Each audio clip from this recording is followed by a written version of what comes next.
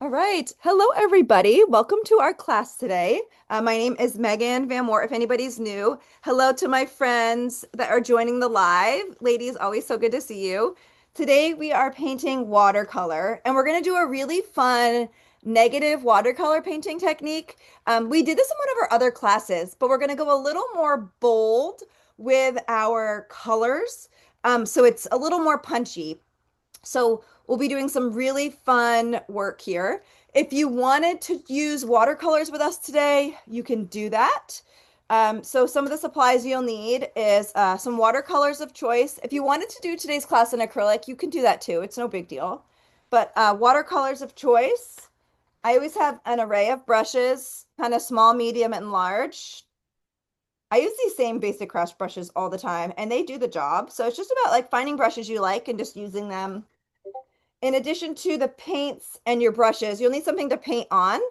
I actually couldn't find my watercolor paper, so I'm using acrylic paper today. But if you have watercolors, use watercolor paper if you can. So I'm just using, this is 11 by 14 acrylic paper. It's going to be fine. I'll just use a little less water today, but you can use as much water as you want when you get home, when you're at home here. I have a small plate or palette. This has little wells built into it. Um, the reason this looks dirty is this is actually ink from a previous class, and I can reuse these inks. So you don't always have to like wash these when you're done. You can always reuse these if you feel like you might want to reuse some of these pigments. This is me just saying, oh, I might be able to use some of this, and if not, I can just kind of go from it. But you can always clean these off too. And then I also have a cup of water to rinse your brushes. Sometimes with watercolor, people want to use like 2 cups of water, one to keep water clean for fresh water application, and other times use the other cup to kind of rinse your brush. So it's up to you how mucky your water gets. I think the more sophisticated you get in your watercolor painting, you'll probably want 2 cups eventually. That's my opinion. But 1 cup is fine for now. So it's up to you if you want to grab a second cup of water or not. In addition, if you have a pencil at home, grab a pencil for a little bit of sketching. Okay. Now, one of the things I'll share that's really cool about the inspiration today is that if you don't want to do fish, you don't have to. If you want to do hearts or flowers or just like a squiggle design, you can follow the steps if you feel like fish is a little difficult. These fish, I'm going to have to sketch each of these fish in each of the layers. So think of an object, think of a fun design that you may want to try. If it's not fish, it can be anything. So I was driving home and getting ready for today's class, and I was like, somebody could do flowers, right? And put flowers all over. You could do kind of swirls, swirl designs. You could do just circles, like bubbles all over, right? So if you don't want to do fish, you don't have to. So if there's any questions about that, like definitely let me know. But you can choose the object that you want to repeat. So the way this works is we're going to add a ton of beautiful, bright, bold color first. So like, let's just jump right into it. This is our inspiration. Sharon, I'll upload the inspiration in the chat for you as well. And if anyone on the recording has any questions throughout today's class, feel free to drop any questions. I will reply to any comments on YouTube. Okay. So Sharon, I'm uploading that into the chat now. If anybody needs that visual inspiration, you have that. You're so welcome. All right, so I'm going to put my little fish over here for right now so we can all see them as we need to. And you're going to do lots of beautiful colors as you see fit. So what's going to happen is I'm going to put my paints here. I'm going to open this right up. And in the inspiration, it's a lot of rainbow colors. So there are a couple techniques with watercolors. You can do wet on wet, you could do wet on dry, but first let's mix the colors we want to use. So I see blues and reds and I see all the colors. So I'm going to prep all those colors on my tray first. So bring a little water, dip your brush and prep all the colors you want to use on your tray. So I'm going to do reds, purples, and blues, maybe some oranges. So there's my reds. And I can bring my palette a little closer to bring some water on. And then this purple looks pretty fun. So then you can use your wet brush. Purple's kind of fun. So you can grab as much pigment. So these are pretty thick in pigment, right? You can see these colors. And we're going to be using a dark blue, and I'm going to do some yellows too. So I'll do my yellows here. I'm going to clean my brush really well though, so I don't have those mucky purples. Yellowy orange maybe here. But we're going to do blues as like our negative fill-in color. So I'm going to have some blues and greens in this fun background too, but a darker blue is going to be, or darker green is going to be kind of our fill-in color. But my primary background is going to be lots of beautiful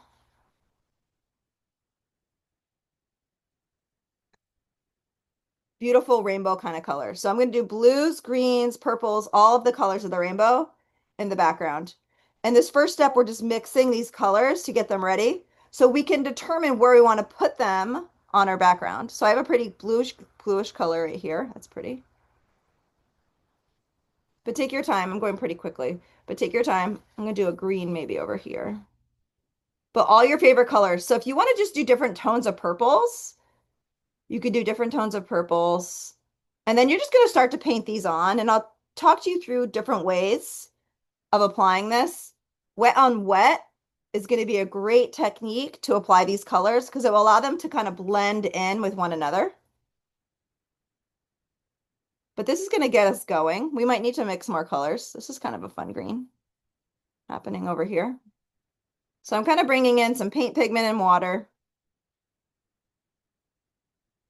And one of the techniques to get started, and you can just do a few too to get started. I have red, purple, yellow, blue, and green. Is you're going to get your brush wet and take your time. If you're still mixing colors, that's fine. But you're going to kind of paint water. And again, I'm not using the right paper today. I'm so sorry. Couldn't find it. But I'm going to do water. I'm going to paint it on. Clear water, paint it on. This is wet on wet technique. This is going to allow the water to move around. And I don't know how this is going to go with acrylic paper, so I might have to move pretty quickly. So I'm just going to experiment. You guys know how I feel about that. All right, I'm going to do half the page and just kind of play around. We're going to cover up a lot of this, but this is just some fun, colorful stuff that's going to happen. And I'm going to have some fun. I'm just going to put some color on. Ooh. And I want it to be pretty bold. So what do we do if we need to make a paint pigment a little more bold? What do? We add more pigment, right? Less water.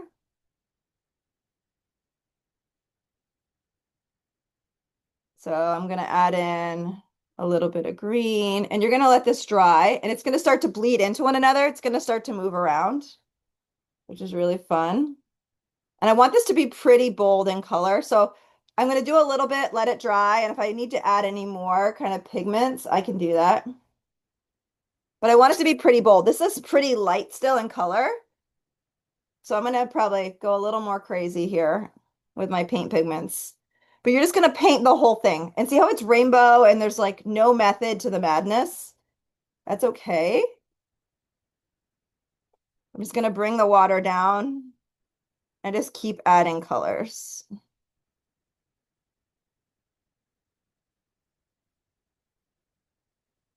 And I can do more layers on top. That's no big deal. But it's all just about, this is like creative expression, right? This part is just about having fun. I am going to make this more bold in color. The colors are going to be a lot brighter, but I just got to start somewhere and have fun. Use whatever colors you want. Purples. I don't have enough pigment. These are pretty light. Some blues. I'm just kind of dancing these colors in and kind of watching them kind of move around.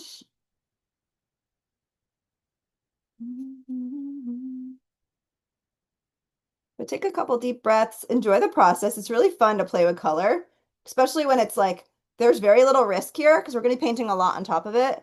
So by using different colors, look at that yellow. That's kind of fun. I'm just doing a couple drops. Ooh, you could do a couple splatters if you want. Oh, you guys know me. I just love going for it. Splatters, kind of cool. I want it to dry though. So we need this whole background to dry before I'm gonna do splatters at the end. We need the whole background to dry before we do our fish. So just keep that in mind. Ooh, that's more punchy down there. That's good. I didn't do any water, that's why. So by doing the water first, it allows your colors to kind of blend together. Less brushstrokey, more of like fluid look. If that makes any sense. A little bit of blue with my reds. If you want to give it a little bit of a brush stroke to kind of help blend it, you can. And it's okay if it looks a little different here and there. No big deal. But I want you to paint the whole background. And then you can figure out what other colors you want to bring in and where. Again, I'm not using like the best paper, so I'm not getting like the most perfect spreading techniques, but we're going to be kind of covering up a lot of this anyways with our fish and our background colors. I'm just going to get a little bit more paint pigment so I can add a little bit more water here and there.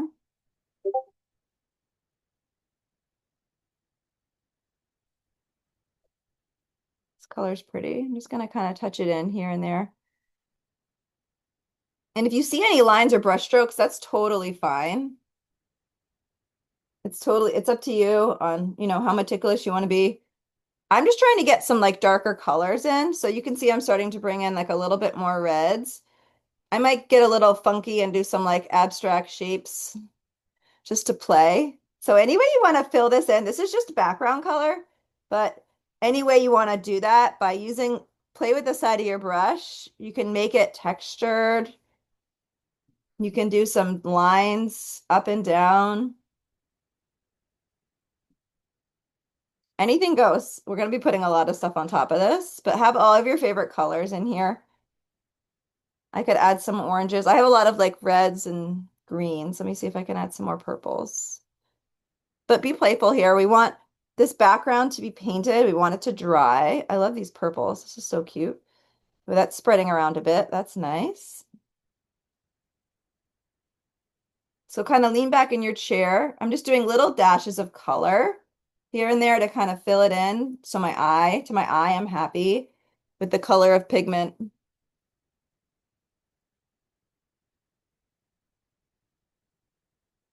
going to bring in some oranges. Let me mix an orange. So it's starting to change and evolve. It's kind of fun. The orange is fun. So orange and blue are complementary colors. So if we're using a darker blue for our fill-in, the orange will look kind of cool. Mine kind of looks like tie-dye a little bit. I like it. It's kind of funky. Let's see. I'm going to put a little more orange down here. You can see even on my acrylic paper today, it's actually drying pretty well. So maybe the trick is to use acrylic paper. No, I wouldn't do that. I have a big puddle happening up here. So if you have a puddle of water, just grab the corner of a paper towel and you can blot it.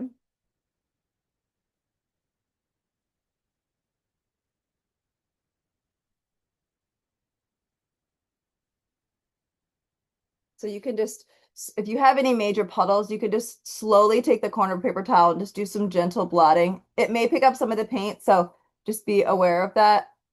But it may, and you can also just let it dry too.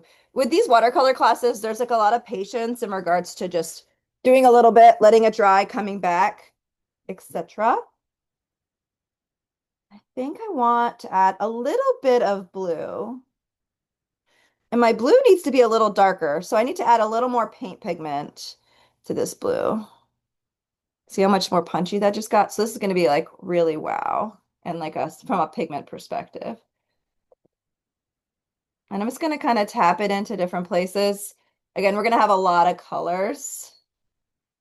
So I'm just going to tap in a little bit of blue here and there. You can always add more water to make it look more flowy with your blues. Just put even just if you have thick paint that goes on, just put a little water on your brush and just drip it on and it will spread around for you. So there's a lot of ways to play with kind of applying. So this is pretty thick right here. So I can just put a little bit of water on and watch it flow. See that? It just like flew. It's slid all the way to the edge. So I have a little bit of pooling. So I'm just going to grab my paper towel and just wipe up some of that, but it added some of that color there. So mine is drying pretty well. I don't know how people's are drying, but it's drying pretty well. I'm just making this a little darker. One of the things that we learned in our last class with negative space painting is that this first layer really sets the tone for how much color you see, you know, intentionally.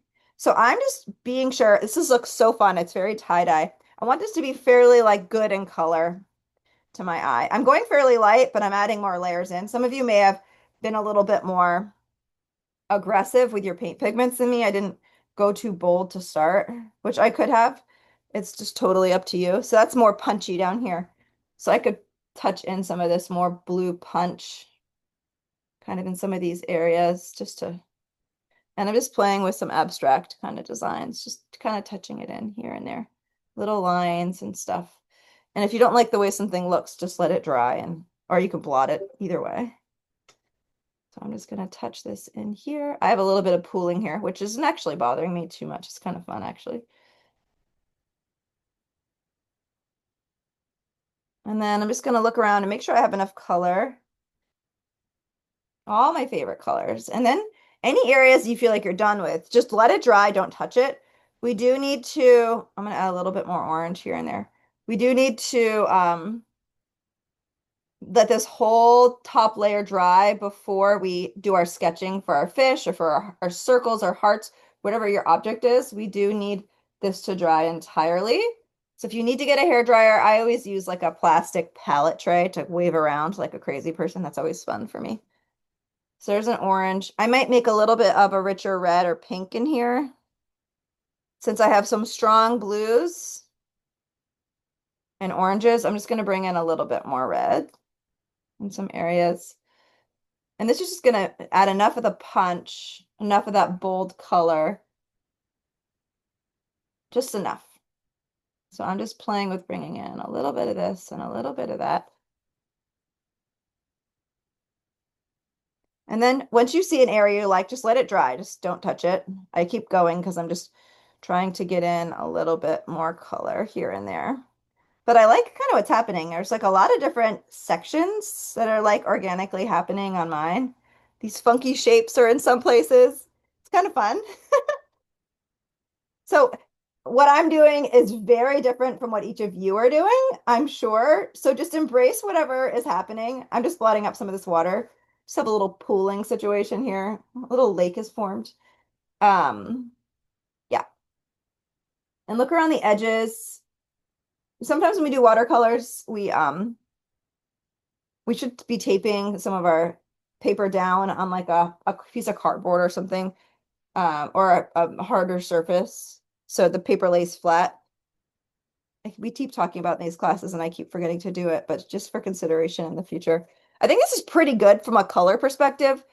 It could be bolder, but it's fine. I may add in a little bit more green, but it's doing pretty good.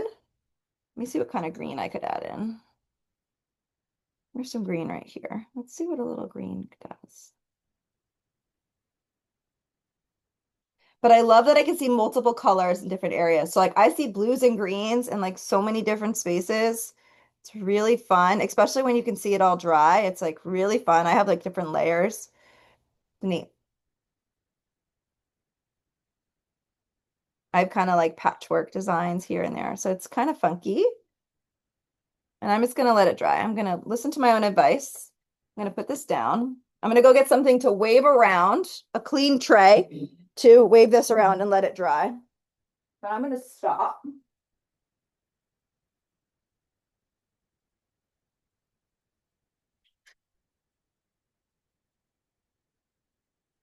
A paper plate also works. So I got my hands on. So paper plate, and it should dry pretty quickly. If you have any major wet spots, you could always use the corner of a paper towel. But always in these classes, if you're new here, just take your time with these layers. Watercolor, you have to have a lot of patience. So just know that kind of going into it. And then if you're doing any particular designs, You can always practice drawing those and sketching those before this dries. So I can get a piece of paper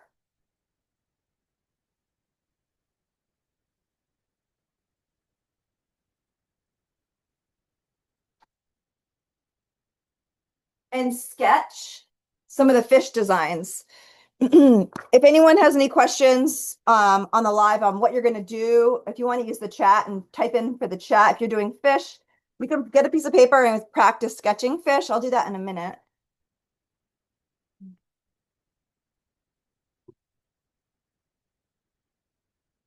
So I'm actually going to move this.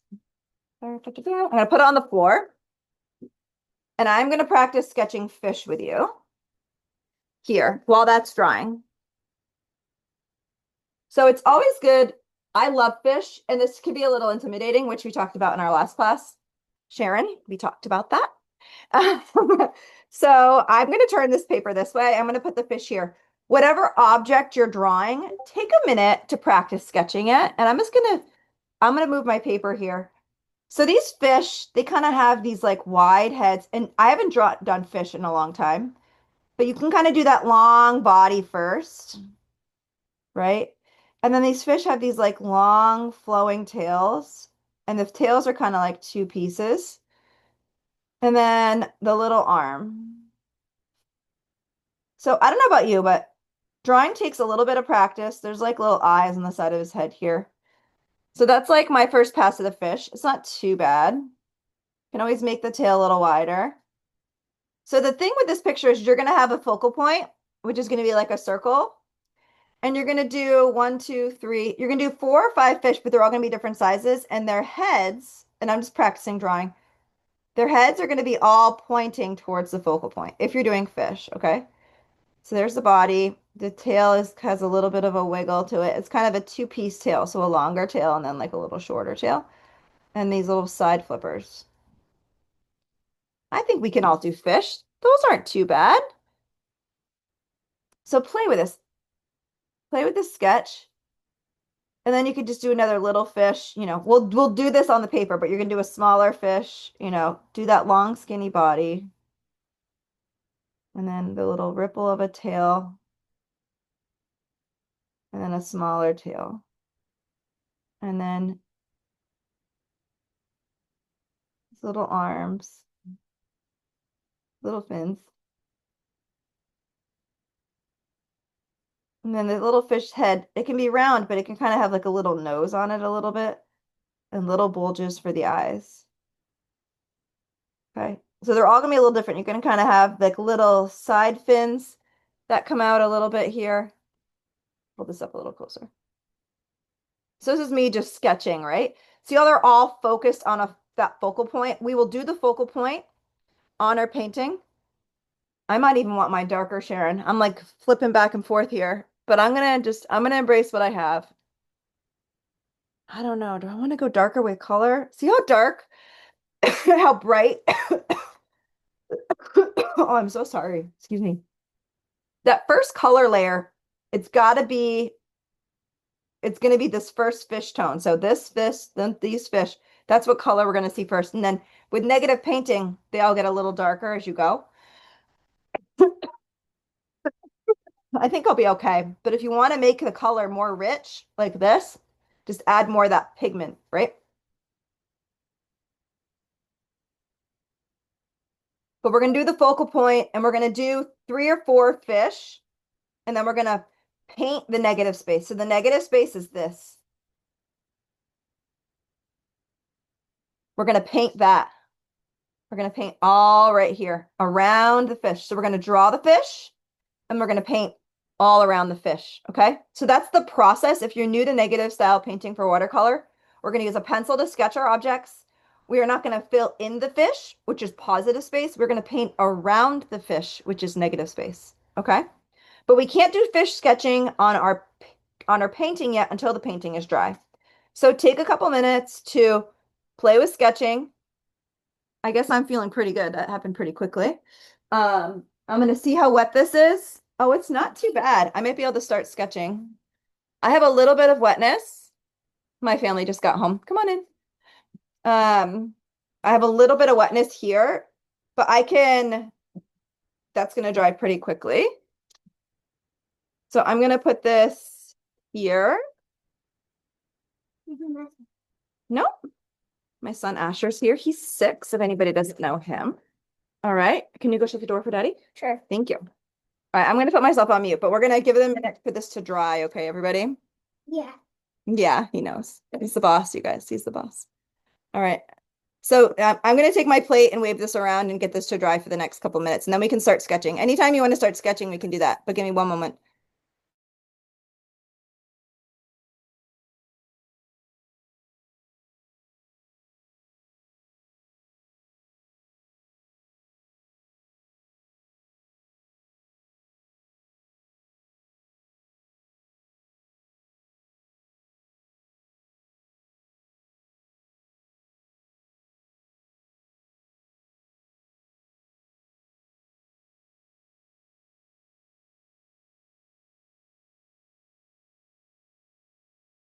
So you don't want to put pencil on wet paper. I have most of this dry. I have like one wet spot right here, which is where my like puddling was happening. But the most of this is pretty dry to the touch. This is like a little wet right here. I had some kind of funky blending and stuff going on. I like it.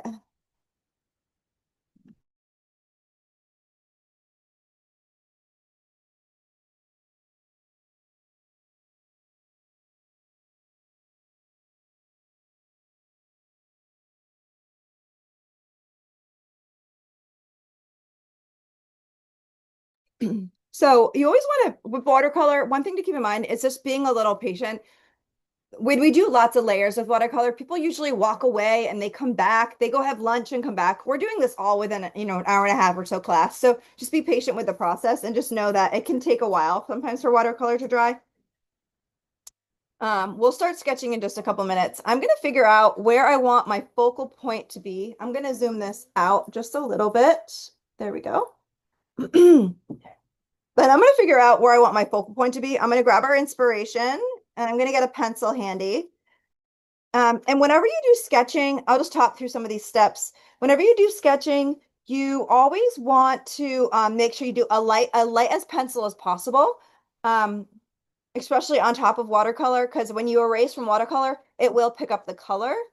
So just do as light as pencil as possible. And then once we're done the sketching, we can do the negative space fill in.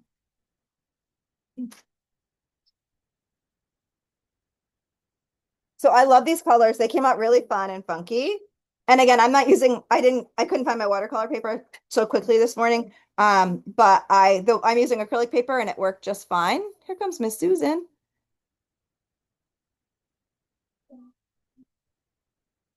Welcome, Miss Susan, to the party. We're so glad you're here. Susan, the first step of our painting today is we just painted the whole background. You can go as bright as you want, girlfriend, okay? Yes. All right. And then we're going to do some sketching on top. So you take a few minutes, or you can just pop on and say hi and watch too. That's fine too. I'm watching. Okay, cool. I'm I'm so glad you're watching. here. We have Miss Terry, Jenny, and Sharon for the live, and then we have lots of folks who are going to watch the recording. All right. I'll talk to you after, okay? So what we're going to do is we're going to figure out where you want the focal spot to be. So for me, I'm going to do my focal spot up in the top left-hand corner. And I want to have it like 3 or 4 inches out. So 3 from the down, 3 from the top, 3 from the side. And I'm just going to put a small circle. And what this means is that that's where the food is. That's where all the fish are going, right? I'm being funny, but you get what I'm doing here. I have a small circle right here, and I'm going to do all of my fish are going to be pointing towards the focal spot.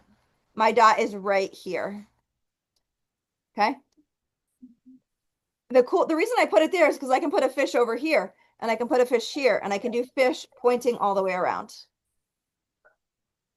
So when you're ready, we can look at what some of our first sketches are going to be.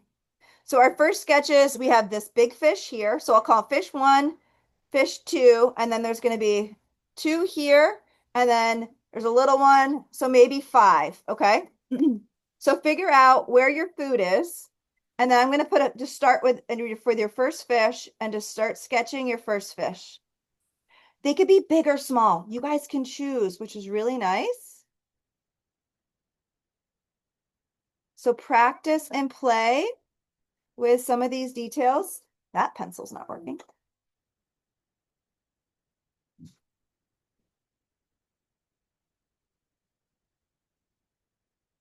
Take your time. Some of these fish are going to be on the page. Some of these fish are going to be off the page, okay?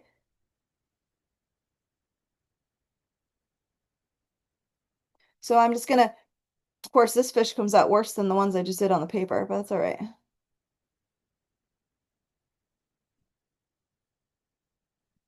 So you can adjust the shape of the fish, gentle erasing. Gentle erasing, you might take up some of the paint, but just be patient. And then halfway down the body, you do those little fishy arms, right? And then if you wanted to do these little back fins by the rear of the tail, you can do little back fins. So there's my first fish there. It's pointing towards the food. I'm gonna do another one here. And it doesn't have to be perfect, right? Like we're having fun here, so just be playful. For a Susan who just joined, if you don't want to do fish, Susan, you could just do circles like bubbles. It's a heck of a lot easier than drawing fish. So it's totally up to you. If you want to just do something a little easier, you can. But these fish tails,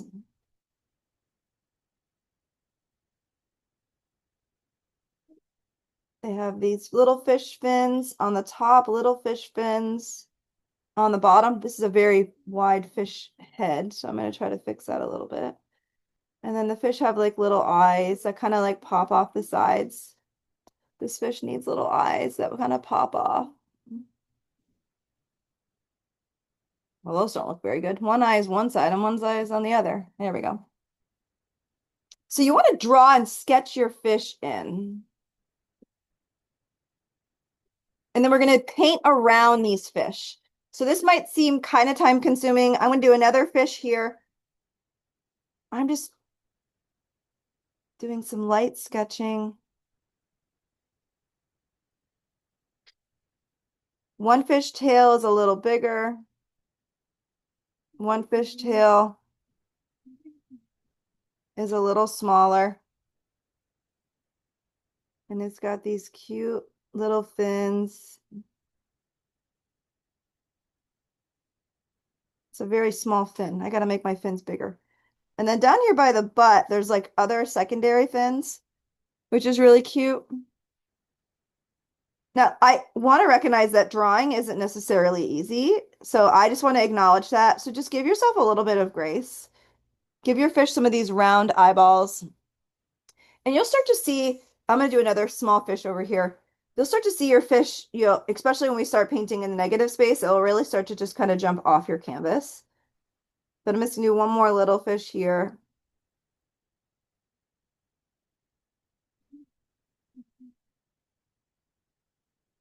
And I love these little, I love koi fish. Oh my gosh. If we could paint koi fish in all of the classes, ladies, I would be so happy. But you guys would get so bored with me because I would just paint fish like all the time. And I love these little secondary fins. So if anybody's doing something way easier than fish, you're smart, and you're probably done. So you can do your negative space painting whenever you're ready. I'm gonna do one more little fish over here, and I'm actually gonna turn my canvas.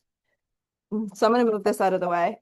I'm going to turn this so I can draw a fish in. So I did 1, 2, 3, 4. I'm going to do another little fish like right here. Oops. My computer is beeping. So my food's here. I want all the heads focusing towards the food. I'm going to do a little fish right here. So pick an object you're comfortable with drawing and just do that. This is all for fun. So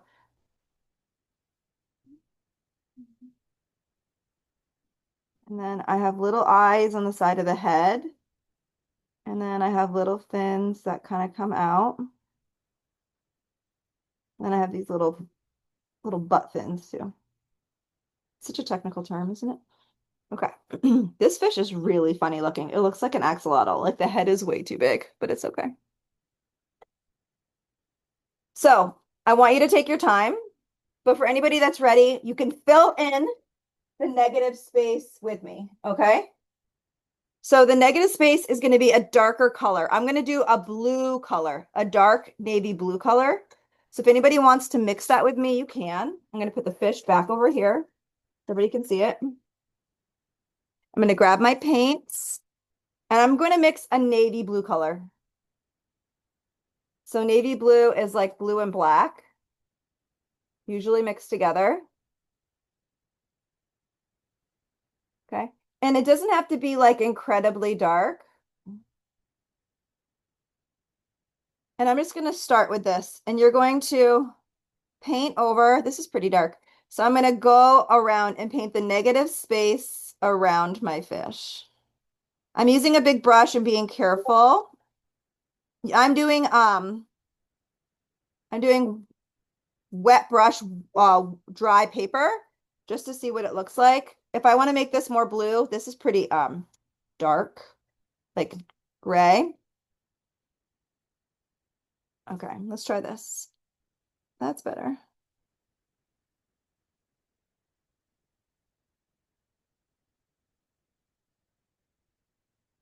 You're painting around your fish. Okay. If you want to make it a little more watery, you can make it a little more watery. Totally up to you.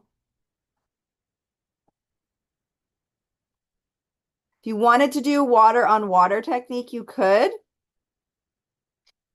Means you paint water first. So this is art. So you can experiment with what techniques you want to use.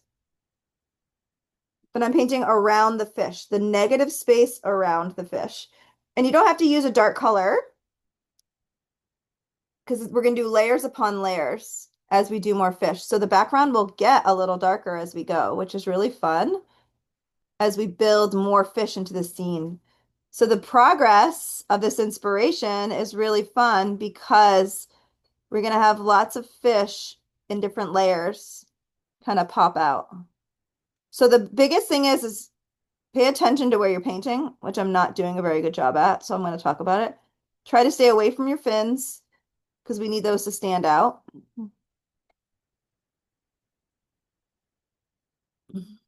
And paint the entire negative space. You're going to be painting over a lot of what you just done, so just embrace the fact that it's going to look a little different, but it's going to continue to look very cool. So I'm painting around the fins.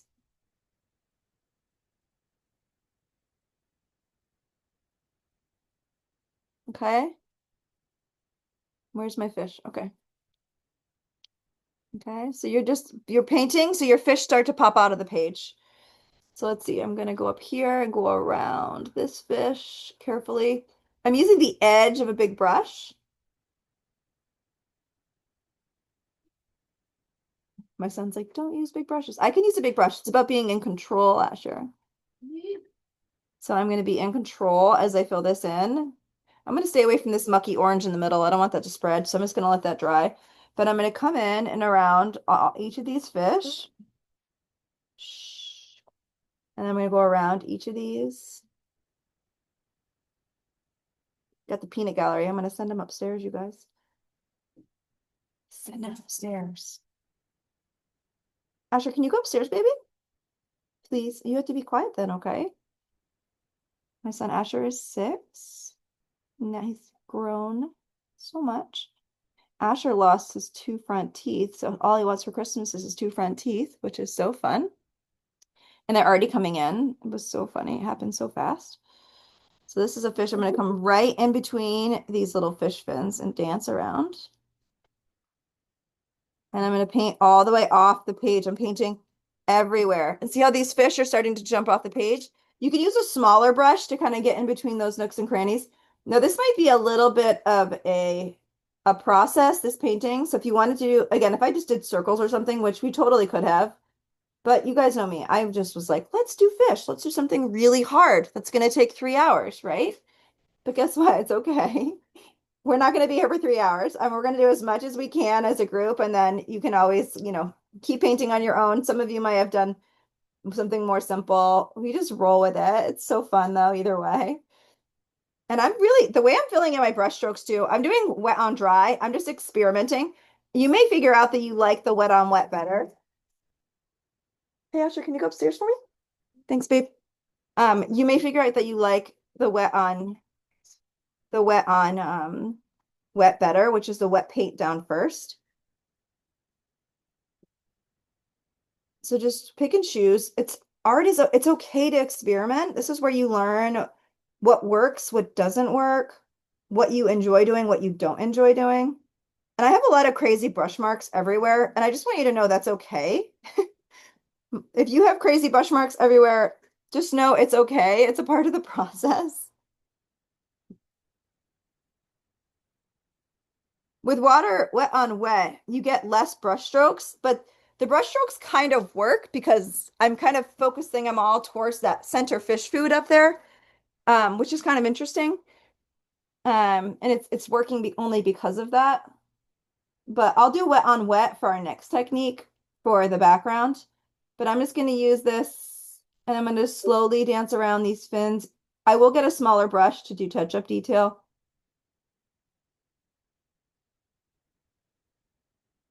but we can do that after. But we're going to continue to paint this space.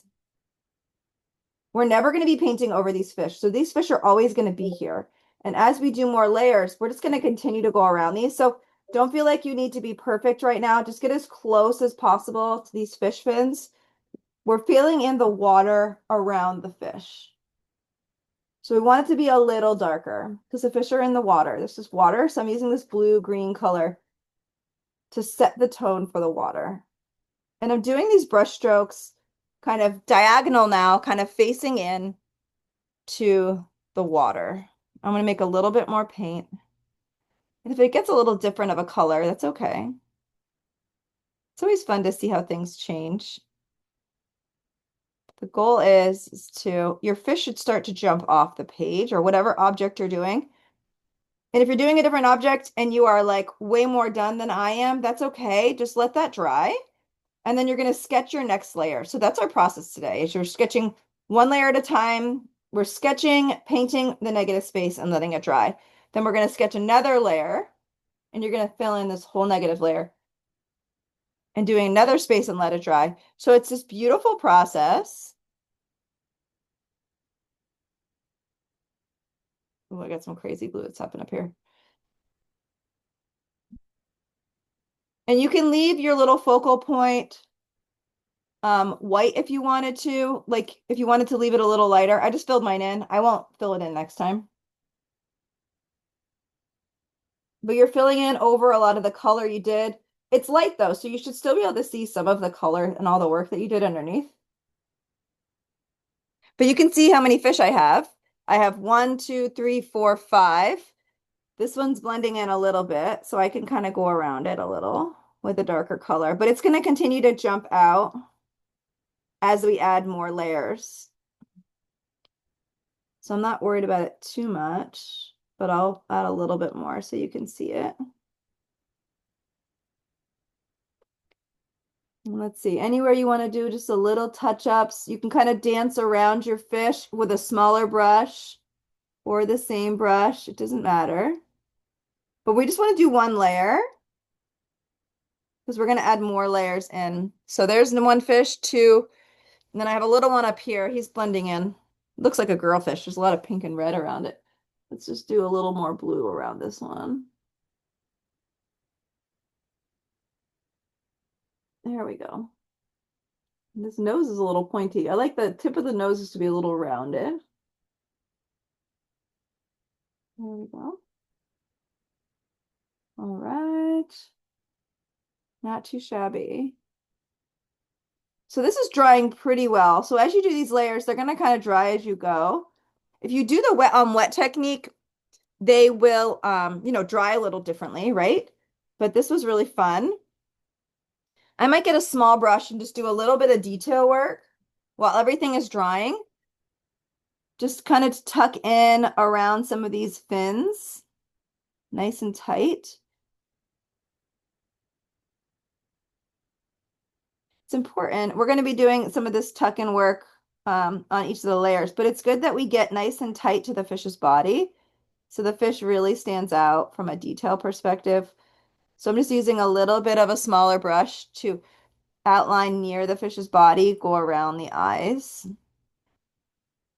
And I have some kind of different spaces, different clusters of paint that's happening. You can use your finger. You could use your finger to smudge it out You can see I have nice detail around this fish down here now.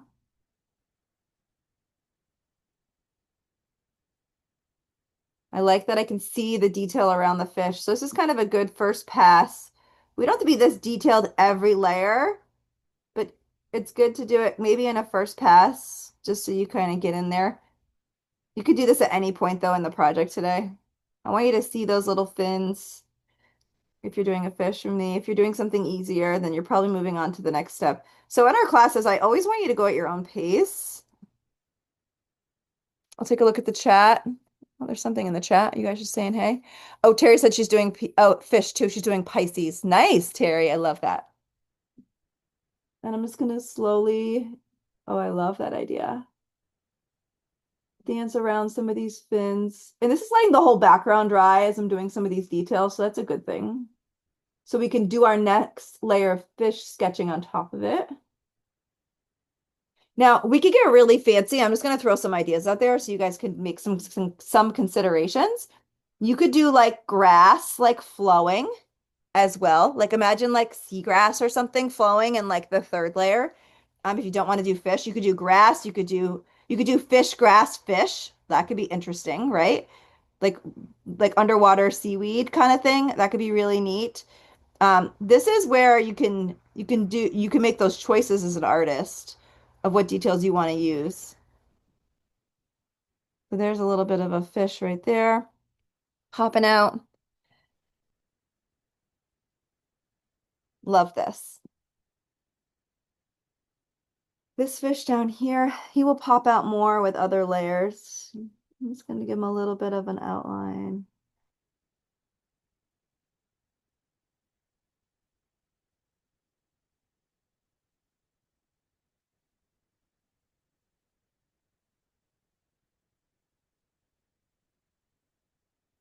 I love taking the time to play with some of these details because it goes a long way.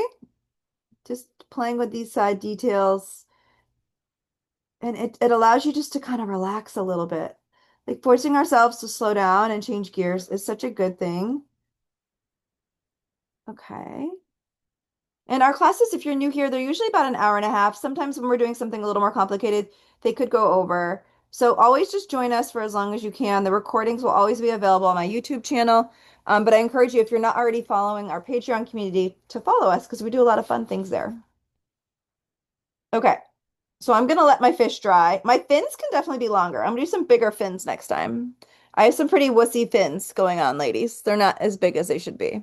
But I'm learning, right? I don't paint fish all the time. I'm gonna do some more flowy fins in the future. Their heads are way bigger than their bodies and fins, but it's fine. My fish will get better. I'm gonna put my paints down. I'm gonna grab my plate and the paint is almost dry, but again, you want to be really patient before your next round of sketching. So take a minute to let that dry. I'll be right back. You guys are doing a great job. I can't wait to see your progress.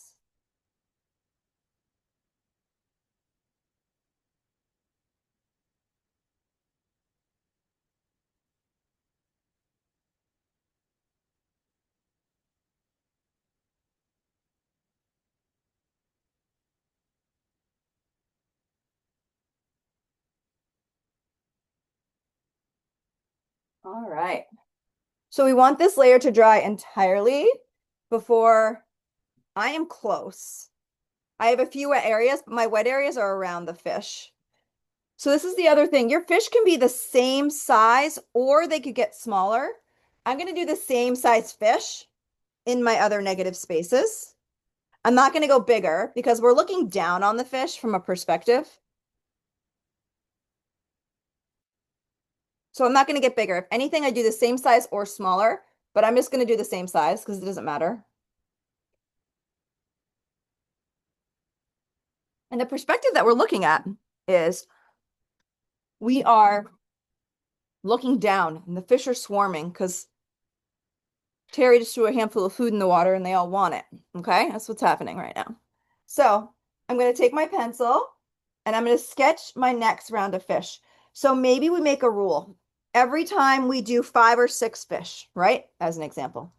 As you're sketching, move things around. Like if you don't have a big space, I'm working off like a small tray, one of my artist trays right now, but move stuff around, get yourself comfortable. I'm gonna shift my water. Don't knock your water cup over, but I'm gonna figure out the angles on where I want these fish to be. And the placements are areas that there are not fish yet. So I'm gonna kind of recircle up here where my little food is because I kind of painted over it. And this is where all my fish are placed. That's not working. And then you're gonna sketch in more fish once things are dry, okay? So I'm gonna sketch in more fish. I will do, I'm gonna do a fish here. So I'm gonna kind of layer them in. So I'm gonna do a fish right here.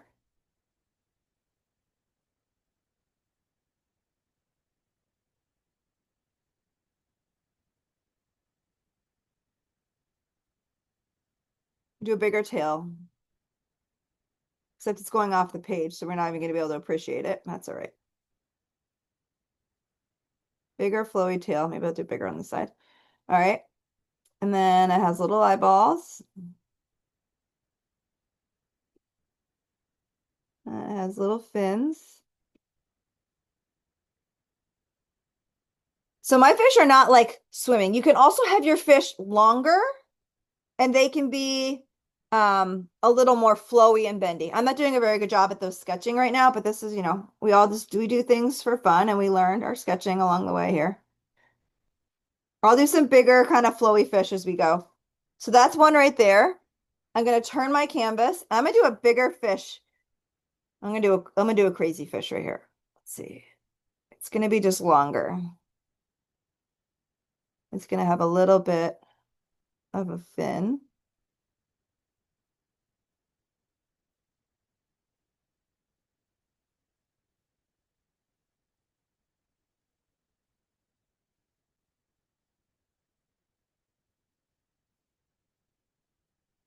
Okay, it's a little crazy, but I wanted to have a little bit of a bend to it. I didn't do a very good job. You can tell I don't draw fish that often. All right. That is like the worst fin I've ever drawn. I don't know what just happened, you guys. If you have to do any erasing, just go really gentle. So fins are usually wide and they get a little more thin. All right, that's not too bad. I don't know what happened. I don't really like the way it looks, but we're gonna just roll with it here. Let's see. Wide and then thin. Megan, Yes. are we kind of trying to go over what we've done or around what we've You're done? gonna go, this second layer sketch is you're not going over. You're always gonna go under it with your design. So I'm going in between and we're gonna layer under as we go. So maybe the layer 3, Sharon, we'll tuck fish underneath, if that makes sense. If you want to tuck a fish underneath, now you totally can. Absolutely up to you if you want to do that. This fin is real bad, you guys. Um, so I'll do a layer under so you can see it. Let's see. This fish needs to be. I'm just gently erasing some lines without trying to peel up the paint underneath. And again, when you're doing pencil sketches, just do it as light as possible. So I got lost with the trees, so I'm just trying to wrap my head Totally. around. Yep. Um, So I will do a fish. So let's see. So the fish are going to be layered. So I want you to space them out in each layer. So the first layer was 1, 2, 3, 4, 5. See the spacing for the first layer. I'm going to imagine that first layer is like, I'm going to look at just the second layer. So positioning my fish. Maybe I'm trying to figure out where I could even do underlayering yet. But you just want to like turn your canvas and have the fish's heads pointed towards the center, and you want to just space out your other fish. So look for the gaps in between the first fish, Sharon, where you can put another fish. Does that make sense? So look for yeah, the and then gaps. are we then preserving the fish from the first layer? Yes, you're And leaving those there. Yep, and we're going to be okay, painting around it. Yep, so it's okay, always negative space. thank you. Yep. So we always will leave these will always be the brightest fish, aka the lightest fish, the first layer. And the fish that we're painting are just going to get darker and darker as we go, if that makes sense. You'll see it come to life more as we do more layers. So Thank you. Yeah, I just got lost with the trees, so I wanted to make sure I knew what I was doing no this time. worries. And I think one of the things that I could go darker, Sharon, just to be totally fair, and maybe I'll do this really quick for demonstration purposes, is I could go darker on my like layer that I just painted. So the fish, so these fish are supposed to be darker, right? This one and two, see they're darker in color. I could have made them even darker, like if that makes sense. So I could go more bold in color, but yeah, I will walk you through it. You're basically going to whatever fish you draw or have been drawn, you're always going to go around in the future. So it's the negative space. So you're going to leave any fish that are there and you're going to keep painting the background around your objects each time. Does that make sense? It's a little tricky, but it's a new process, right? So there's that. I'm just drawing some rounded eyes and some long fins, long skinny fins, and then a couple of these lower fins. I don't know what happened to this fish's tail. I tried to go long. It didn't work. Obviously, I'm not good at that yet, you guys. So I'm just sketching my fish and I'm finding gaps. So I'm gonna do another fish here. It's gonna go off the page. This one's gonna be a little skinnier. And the whole fish it's really gonna be off the page quite a bit. Little eyes coming off, and then he's gonna have little fins. So the fish are gonna kind of be in all different places. So I have one, two, three. I could do an underlayered fish down here, Susan, just for as an example. So I could do, I'll do a smaller fish. Again, I want all the heads pointed towards,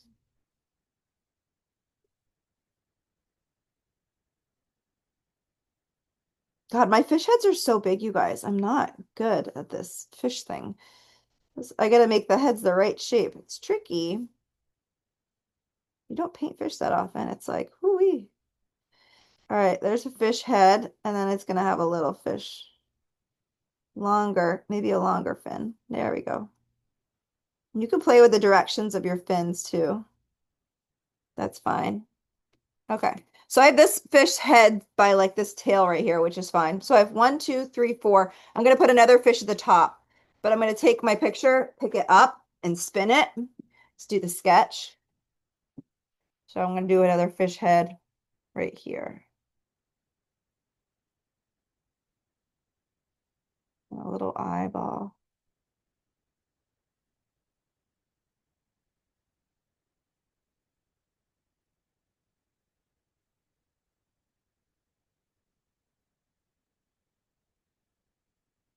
And you can change the directions of these fins. This one got a little longer. Amen. Okay. So that one's a fish right there. So then once you do, do four or five. I did five. One, two, three, four, five. Then I'm gonna do a darker layer of blue again. This is fairly light. I don't know why I'm being so conservative, you guys, with my how dark or light my colors are. I haven't done this a ton, so I'm gonna go much darker with this color. And I'm painting the negative space. So again, to repeat, Sharon had a really good question. Whenever you're painting with negative space, you will always paint around the objects you draw. So our first layer was our first fish. One, two, three, four, five. I'm going to continue to paint around those fish in every layer. Our second layer was a second round of fish. One, two, three, four, five. I'm going to paint around fish one and fish two. Okay. And I'm going to use a darker blue color. So I'm going to go darker with my colors now. So I'm going to get my watercolors out. And again, if you're using um, pencil, go light with your pencil. I have my pencil a little darker. I'm just, for demonstration purposes, I want you to be able to see it a little bit, but you could definitely go lighter with your pencils at home. Okay.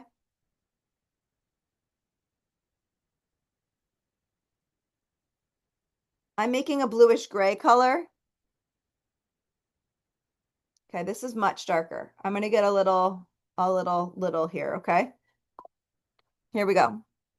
So I have this color ready to go. I'm gonna make more if I need it, and I'm gonna paint the negative space around my fish, all of them.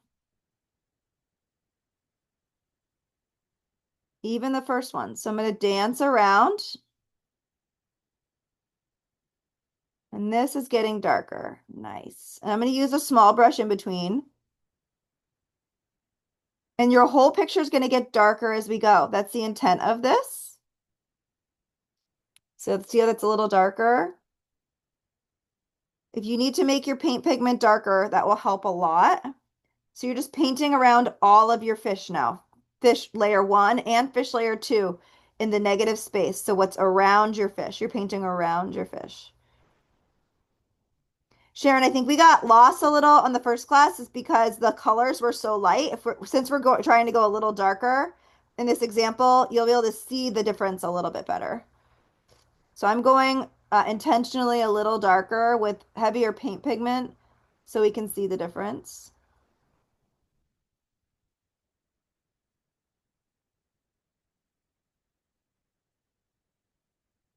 And I'm painting around every single fish that's on the canvas. And you want there to be a color difference. So I could have gone a little darker on that first layer so there was more of a color difference on the fish itself. You'll notice that, but this is all just for fun. We learn and we practice, right? It's kind of a fun experiment, but we're being intentional to add a darker color this round. So our third fish layer is definitely darker. Does that make sense? So I'm going to paint around each of the fish, layer 1 fish and layer 2 fish.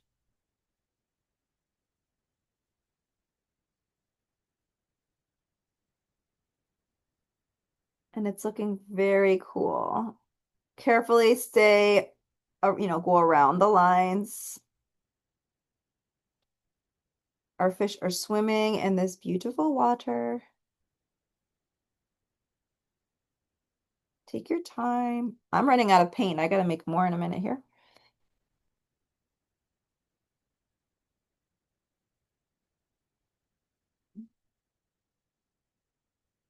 I need to make more paint. If your colors change, like if you don't mix that exact color, that's okay. It's okay for different pigments and colors to happen. That's no big deal. It's kind of a fun part of the process along the way. All right, so I'm going to make more paint because I ran out. But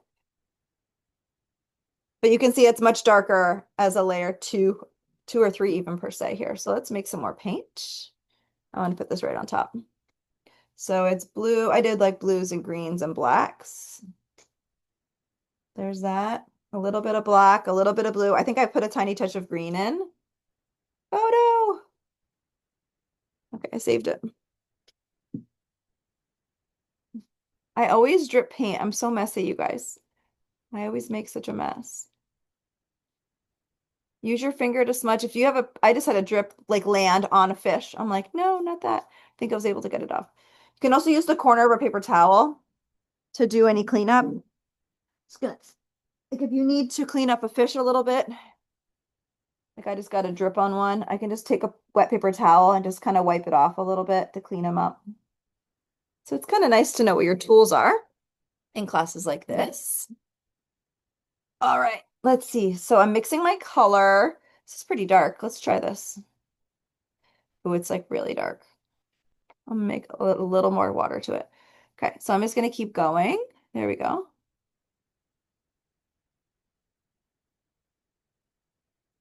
Mine's kind of a bluish gray, bluish greenish color. I'm going to add a little more blue pigment to it.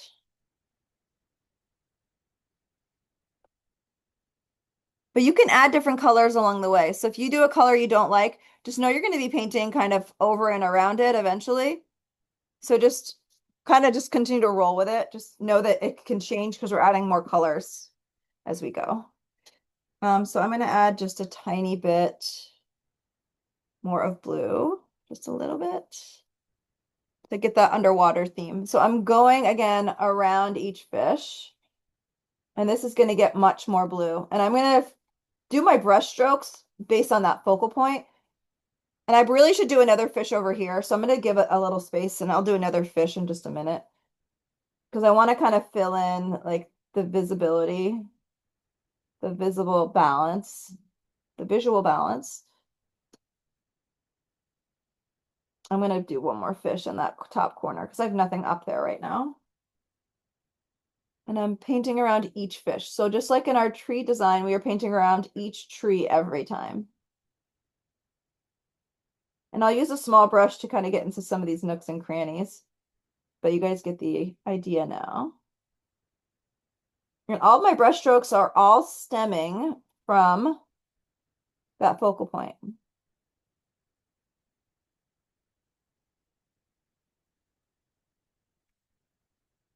And you can see the water kind of moving and flowing in that way. It's kind of neat.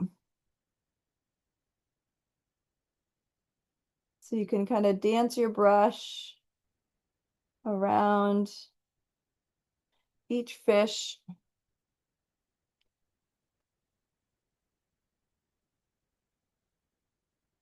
And I'm just mixing a little bit more paint along the way because I'm running out. Imagine that.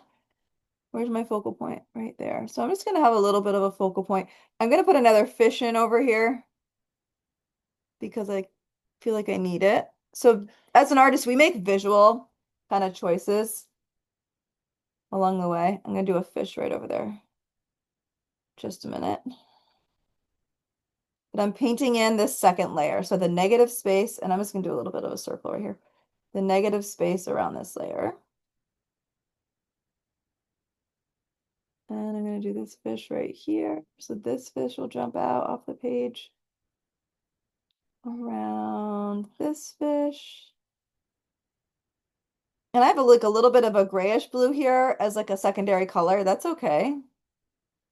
But just make sure this is darker. We want those fish to jump off the page. If you happen to paint inside of a fish like I just did, use your finger to wipe out the paint, or you can use the corner of a paper towel.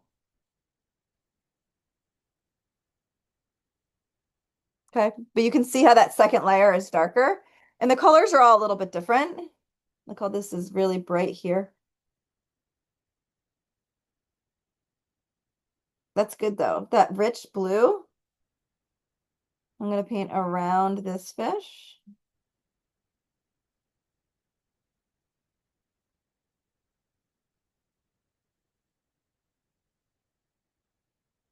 It's good when you can see clear contrast from one layer to another.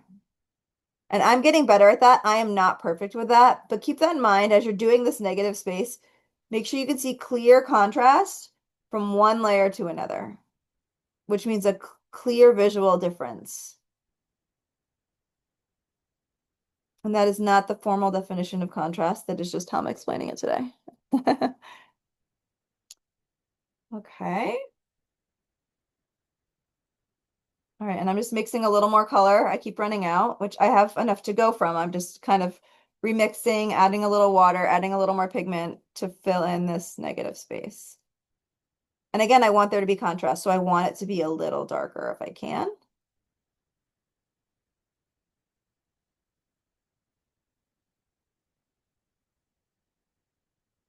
The color pigment, it doesn't have to be, it doesn't have to be the same color everywhere. Like if you have to mix new colors, that's okay.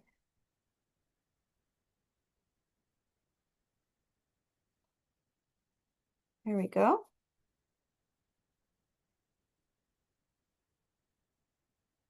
Nice. Okay, so anywhere you see brush strokes, just do a couple of blending brush strokes to kind of blend things in. I'm still working. I have a lot of fish, you guys, so this is like a little time consuming, but it's just a really good example of art. So with art, you always want to paint something that you like. And I could have done something, a little easier today, but sometimes we can make choices of, if we want to spend a little bit more time or spend more time on it after, it's okay. But I really wanted to try the fish, and we talked about that last class. And it's fun to just kind of commit and try something different. or just commit and do something easy too, right? So those are all choices. Every time we pick up a paintbrush, we just have choices to make, and they're not stressful choices. It's just choices that we can make as individuals about what our opinion is or, what our preference is. Maybe they're more preference-based choices. Maybe that's a good way to explain it, right? And I like talking about that because it's in traditional art classes, people don't always talk about like the intent behind our choices and how we can actually, it's kind of like our choices every day as adults and as humans. It's like we can be very intentional with our choices about what we eat or how we spend our free time. Or we can just be in the moment and just make that choice then. So art's kind of the same way. We can plan and kind of make choices and decisions up front, or we can, you know, plan them ahead, advance or not. So it's kind of interesting on the intent, right? And it's okay. Either way is fine. It's just about being aware of it. It's like that level of consciousness. It's just kind of interesting to think about. I got a lot of water flowing, you guys. I love that all my lines are going towards the center of the food. It's kind of fun. I'm going to quickly sketch a fish up here at the top. I just have a really blank space. Let me find my pencil. Is this the working one? No. I'm going to do another small fish for this corner. I just need it. So I'm going to flip my picture around really quick and sketch another fish right here. He just needs to be here. This corner is so boring right now. A little fish. His eye does not go there. There we go. Eye. I really need to work on my fish shapes. They're not great, you guys. I'm not setting a very good example.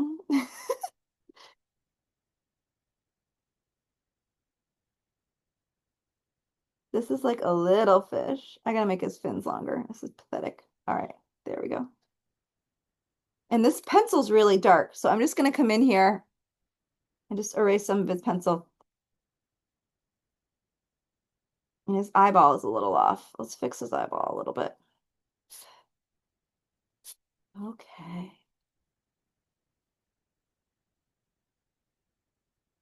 And his head is going to kind of come up and have a little bit of a point to it, like he has a little bit of a nose. This fish does not look like a fish, you guys. It's real bad. I'm not really looking at the example. So I'm like, I have a beautiful printed inspiration next to me, you guys. And like, I'm not even using it. I probably should be. Otherwise, my fish would probably look better if I was using it. I don't know why his eyes are so far back on his head. I don't know what's going on.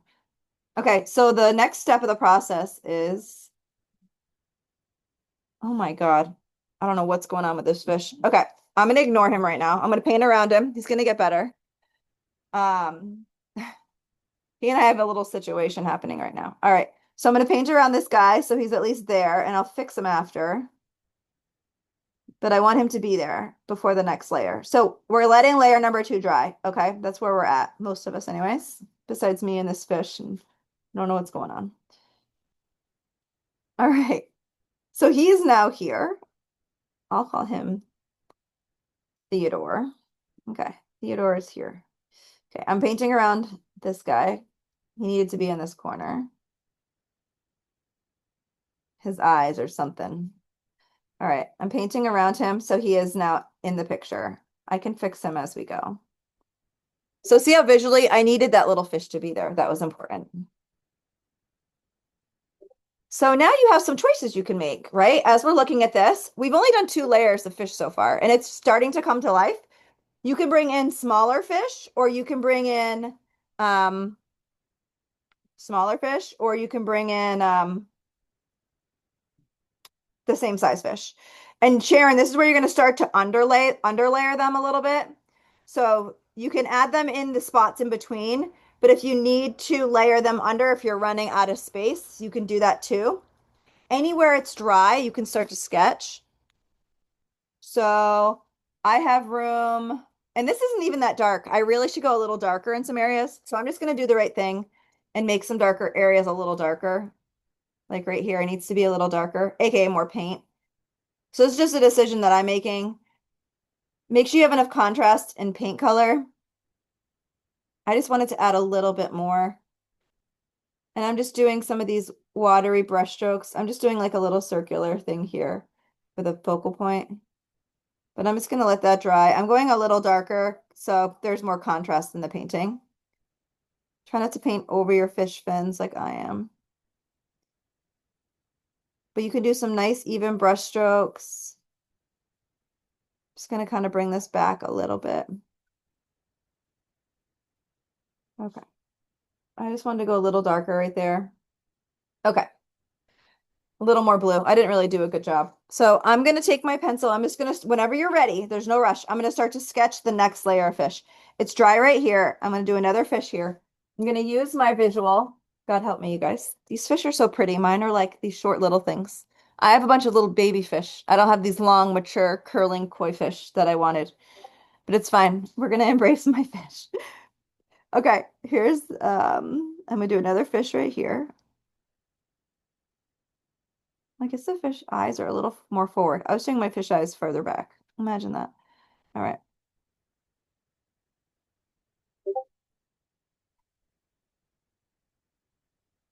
Okay, and then I have a beautiful flowing fish tail.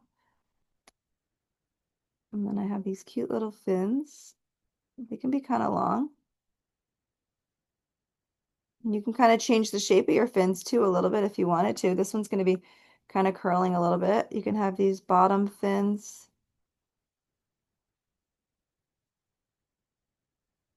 So there's a fish down here I just drew. I'm finding gaps where to do these fish. I'm going to do another fish down here.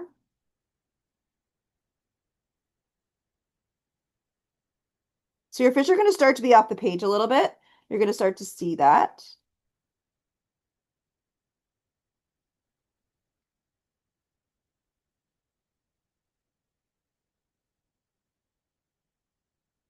Okay, so there's another fish.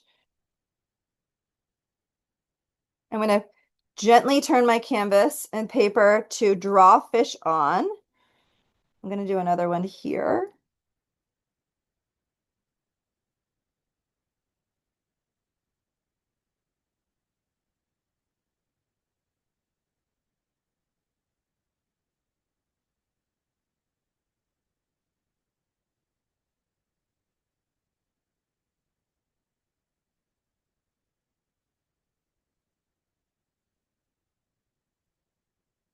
And your fish's fins, they can kind of do some funky things if you want them to.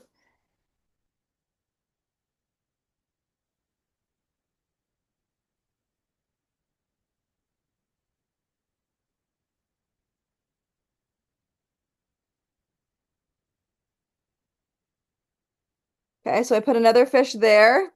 I have a bunch of little fish. It's okay. It's fun. There's going to be some underlayering here, Susan. Or not Susan, Sharon. Um, I think if I made my fish bigger, they would have been like, a little more this or that. Let's see. I'll put a fish underneath this one just by a touch.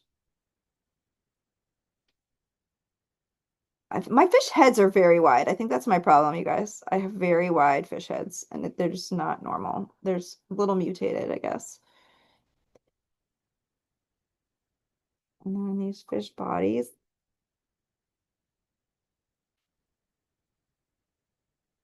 they kind of come down a little wider.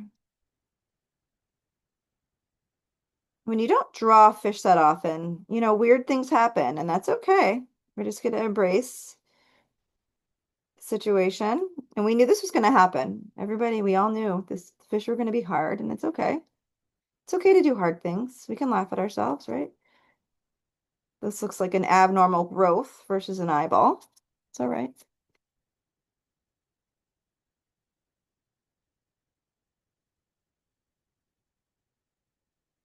Okay.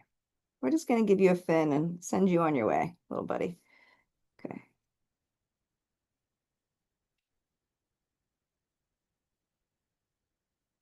And erase as you go, just gently.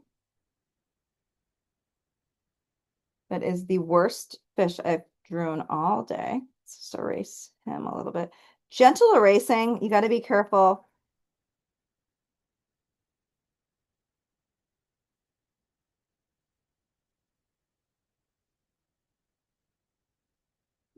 My heads are a little wide. I think that's part of my problem. I don't know why I want to have wide-headed fish. So we all are sketching a little differently. And the reason I'm talking out loud, apologies if you don't like my commentary, is because you have to kind of get it right for it to look as natural as possible. And it's not easy, especially if you don't draw and sketch these little buggers every single day. Okay. So I have one there, one there, one, two, three, four. And I'm going to put another one over here. Now I should be going much darker, and I'm not really following my rules very well. And Sharon's probably like knows this, right? I should be going way darker with my color. She goes, I know, Megan. So I'm going to go really dark with my next layer. Okay. But I'm going to get my little fish in right here.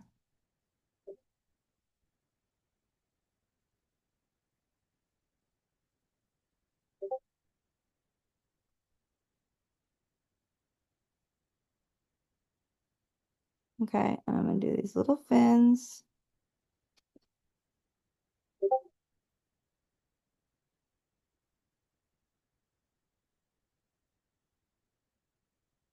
Okay.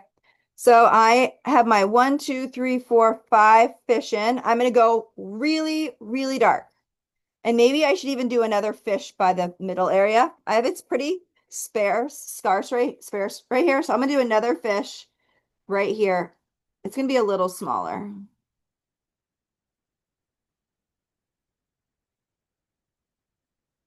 And it's gonna go under one of these guys nearby.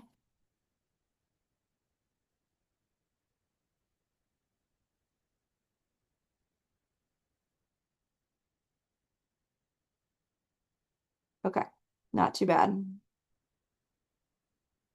gonna do these little side fins.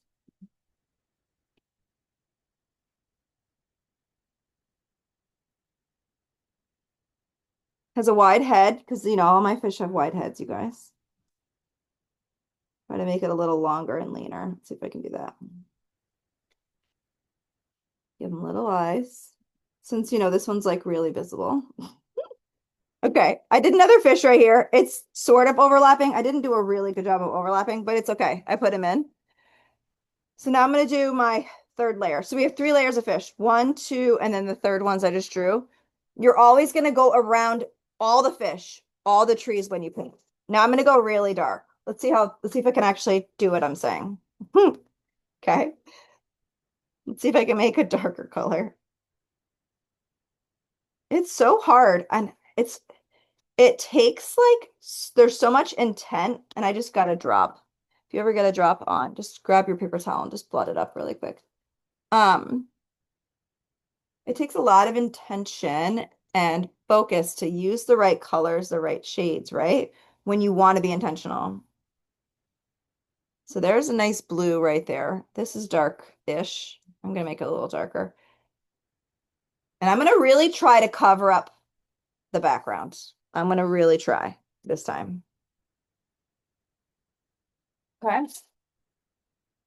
So let's go for it. I'm going to go around my new fish first. Oh, yeah. This is nice and dark. But you're going to go around all of your fish.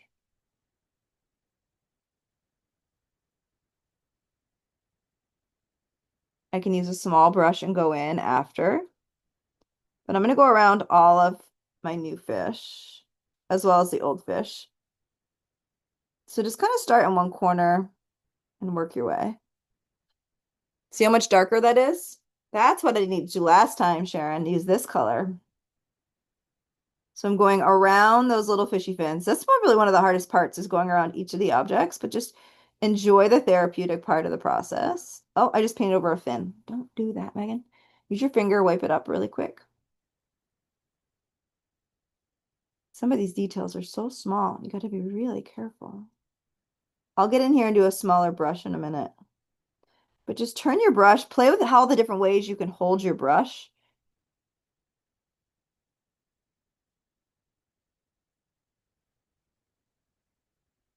That is the darker color that I was going for. See that contrast? It's very cool. All right, I'm going to keep going around each of the fish. Around each of the fish. It's the bluish green color. I use blue, green, and black to make this color. Don't be afraid of it. Use that contrast. It only took me painting 3 layers, you guys, to figure it out.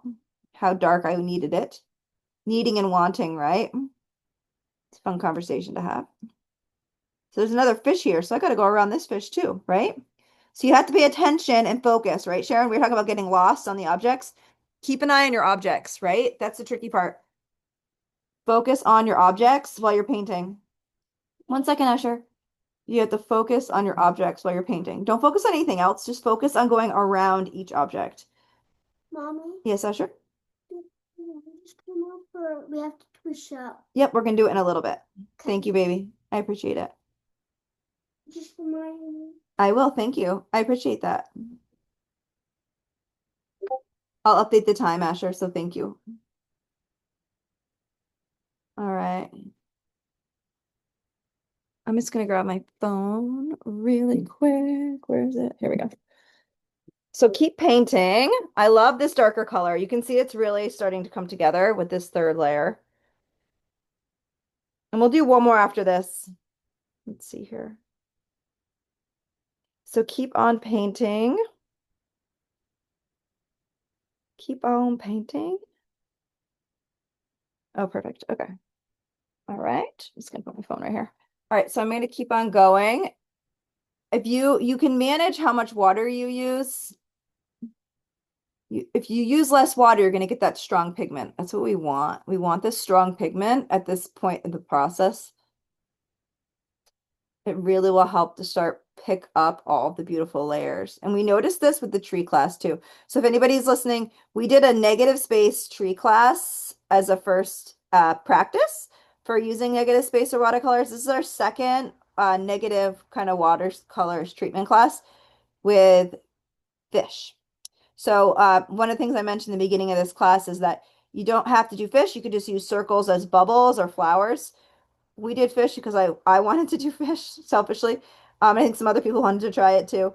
Fish, you just whatever you're drawing, it's just a little more difficult and it's a little more time consuming, but you pick any object you want. If you like cats, you can do cats. If you want to do, dog bones, you can do dog bones, whatever. But I wanted to try fish, but if you want to try the other class too, you're welcome to. We're just doing darker colors in some of these later rounds. But we're learning it's okay to go darker in each layer. We're learning that as a group, and it's really fun to play with those details. So as you're filling in the negative space, you're going around each object, okay? On each layer. So each layer we draw new objects and we go around each of those layers as we paint, okay? And that is what creates this beautiful dimensional effect.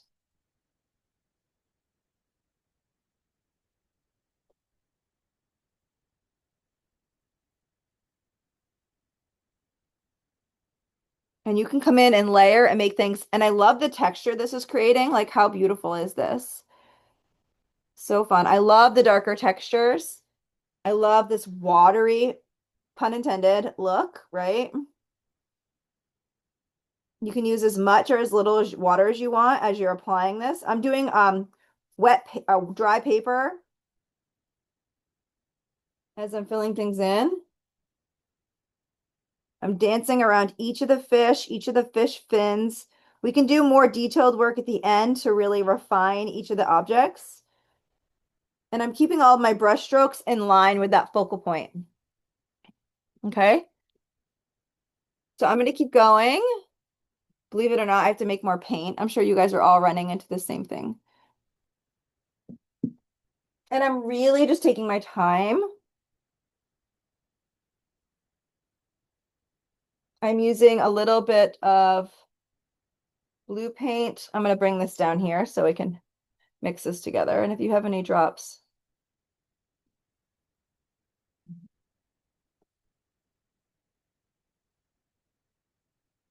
A little bit of blue, a little bit of black, a little bit of green.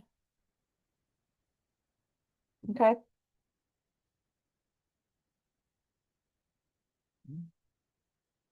And I'm just gonna, I made a little drop up here, so I'm just gonna jump up here and paint up here really quick.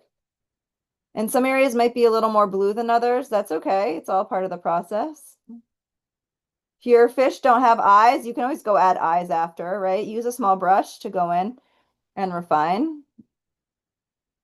That's Theodore in the corner. He and I, we have some words. He needs a little bit of love up there. I'll fix him up.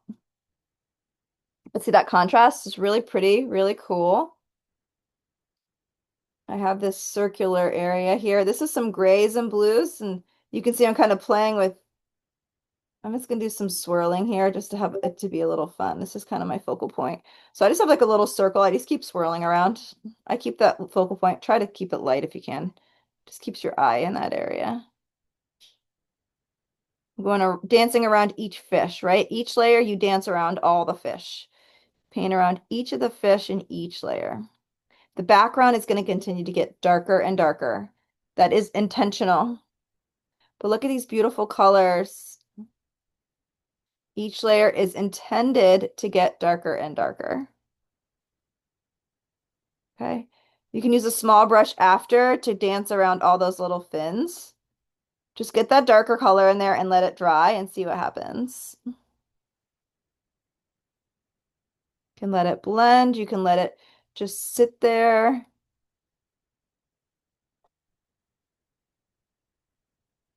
But again, I'm looking for contrast. So if you have any fish from last time that just you need to have more contrast around it, add a darker color, right? So that's a part that we each are responsible for as artists, is making sure there's contrast around these fish so they all stand out in their own layers.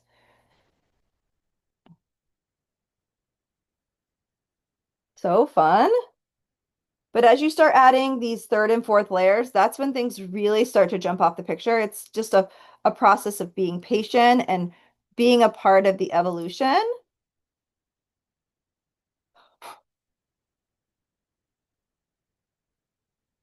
I need to make more paint. I'm using a lot of pigment right now because I'm making it darker. So I'm just going through it more quickly.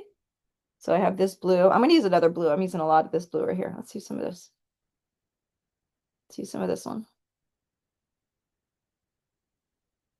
Okay, a little bit of black, a little bit of blue. Clean my brush. My water cup's getting pretty dirty, which is okay. I'm not doing a ton of like the water on water technique right now.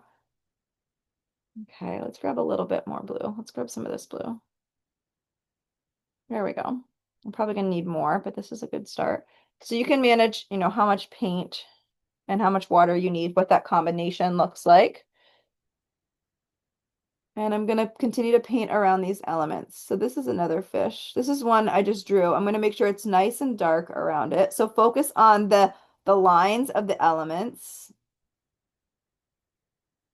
So you don't paint over the object itself. It's really important we don't paint over our objects, because then we lose its shape, right? It's tricky. I painted over fins like 4 times already. So I'm talking about it out loud. So I try to paint over less fins in the future, right? Those little fish fins are so little. I got to go around them. And make sure you see those fins. If you need to use a darker color so you can see the fish fins and you see a difference in color, right? That contrast. I just painted on a fish fin, you guys. I lost track of my pencil. Use your finger, wipe off any paint as you can. I was just talking about not painting over fish fins and I just did it. The pencil and the glare and the light. I couldn't see the pencil line. Paint around each fish fin. And I love using these contrasting colors because you can really start to see and appreciate all the detail work, all the layering that we put in. And we said this last class too. I don't know if you guys remember. We were like, it was the third or fourth layer. We could really start to see like the composition come together, which you can really start to see it now. Like it's really coming together. Really quite cool.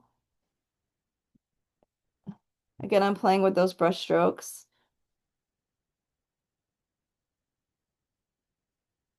going towards the focal center. And if you need to add more layers of color, like do it as you see fit here. Mm. Let's see here. I gotta go around this one.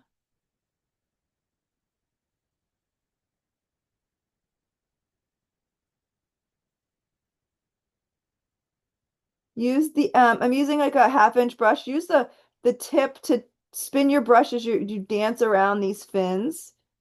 You can get into some of the smaller areas.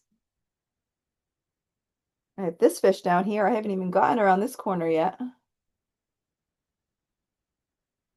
So paint around each fish fin, each fish. If anyone is interested in, I have those canvas tote bag paint kits. They are like selling like little hotcakes. I'm not really marketing them. I put them in a local shop and they've already sold like 13 in like a week and a half. So I actually have to bring more down there. So if anybody wants any of those paint kits as a gift for your friends or family for Christmas, I'm happy to offer you a discount. So just shoot me a note in Patreon if you're interested, okay? I'm happy to give you a good deal on those because you all support me. So I am happy to support a fun holiday gift if you guys are looking for anything for you or for somebody else. Even if it's just for you. Like, just take care of yourself. Get a cool paint kit. But they're really fun. I know some of you are getting them for you and some of them you're getting it for others. So let me know if you're interested. I do have a nutcracker and I did a cardinal because they requested a cardinal. So if anybody wants a cardinal. But I have a snow globe design. I have a cardinal. I have the two mountain scenes. Yeah, I should put them on Etsy, but life. So haven't done it. But I'm dancing around each of these fish, but they're so much fun to paint, those bags. Oh, don't go on the fish fin, Megan. So if you can't see your fish fins, that means that there's not enough contrast around that darn fish. This fish right here, I can barely see it. So what does that mean, you guys? That means I have to go darker around it. I can't even see the fish. That means I have to do a darker color. I'm not going dark enough around this fish. You have to be able to see your fish. So you can see even the work I just did. I had to go darker around this fish. Sharon, I think that's where we lose our trees. The tree color is the same damn color as the background. You lose the shape, right? And it's the same thing with this fish I almost just painted right on top of because I didn't go around it yet. There wasn't enough contrast around that object in this layer. But look at that fish, you can see it now.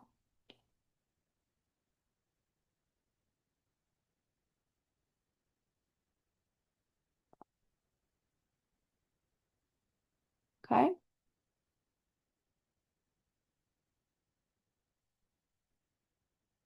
And it's okay if you have to add that contrast in other places. Like this fish over here needs that same level of contrast. So you just bring more darker color in, right? And then you let it dry. And that's okay. Look at that. It looks actually really cool.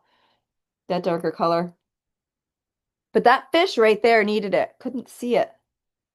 I couldn't see it at all. But I'm just going to slowly dance around it. And there's a fish nearby, so I'm going to go around that one too.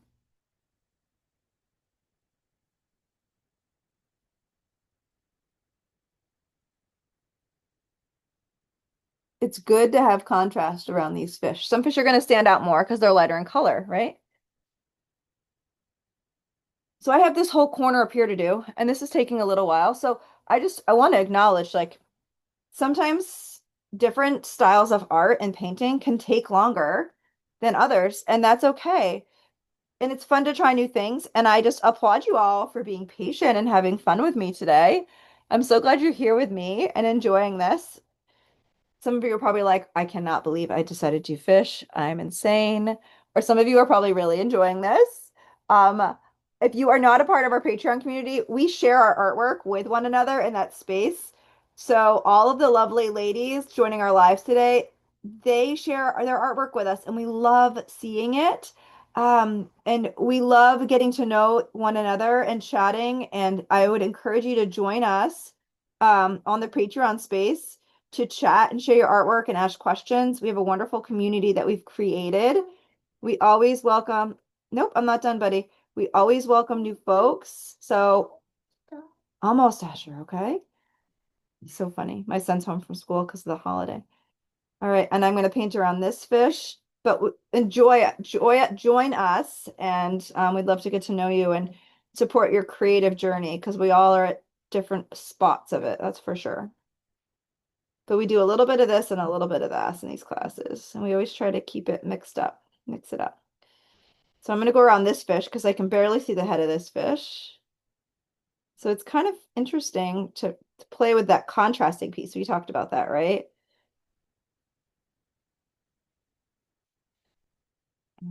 So fun. And again, you can do wet on wet, you could do wet on dry.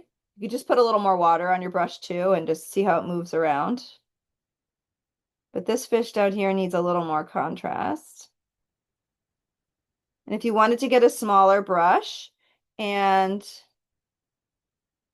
kind of get in between the nooks and crannies in certain areas, you don't have to do that for each of these fish right now. But anywhere like this fish down here, I didn't paint around it yet, and it's one of my new ones for this layer. So I need to make this fish a little more contrast, which means I need to bring in this color here. So make sure you can see each of your fish. If some of your fish are blending in, add a little bit more of a contrasting color around it, okay?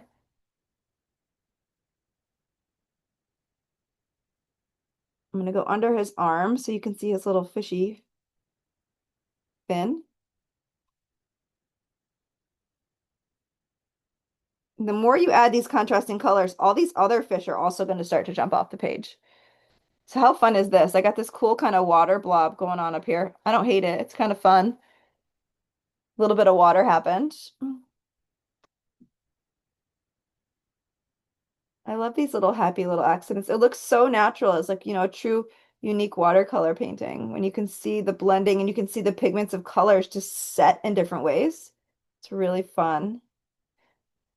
And I love approaching art in that way because that's when things come out so cool when you least expect it. This fish needs some major dark coating around it.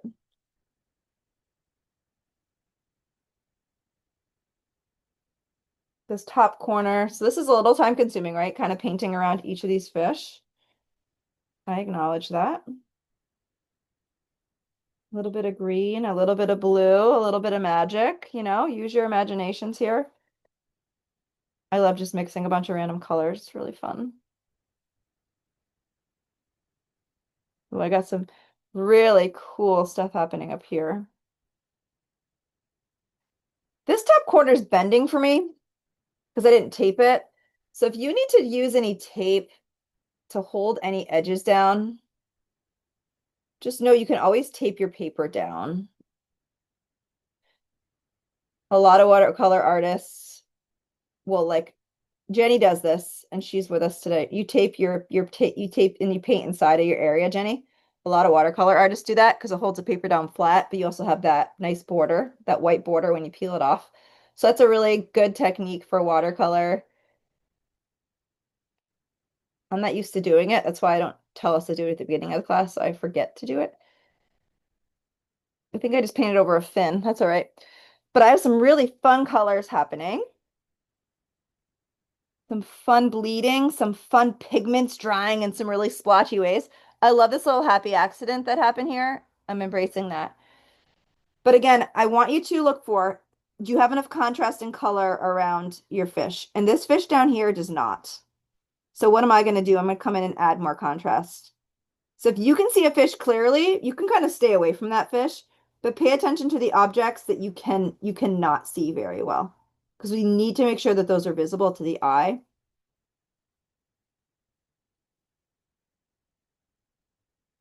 And then just kind of blend those new colors kind of in and around. So I just put some really great contrasting colors around this little guy right here. He's got a really wide head. I gotta fix this.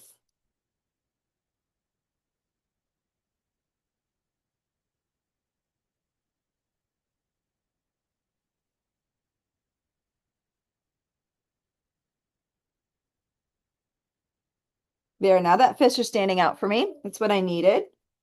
I want that contrast. Very important.